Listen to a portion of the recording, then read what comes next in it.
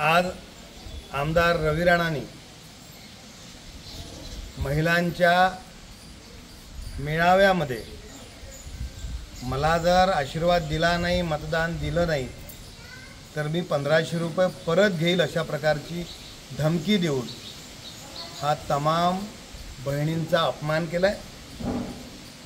या मेळाव्याला येण्यासाठी आमदारांनी वेगवेगळ्या प्रकारच्या अधिकाऱ्याकडून, अंगणवाडी सेविकेकडून धमक्या दिल्या, जर तुम्ही मेळाव्याला आले नाही तर तुम्हाला लाभ मिळणार नाही।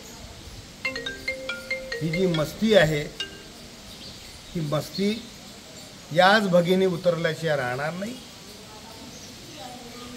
1500 रुपये याच्या घरचे नाहीत, याच्या वडिलांचे नाहीत आणि म्हणून रवी राणांनी माफी मागावी, कान धरून माफी मागावी, अन्यथा याच बहिणी त्याला धडा शिकवल्याशिवाय राहणार नाही। एबीपी माझा, उघडा डोळे बघा नीट।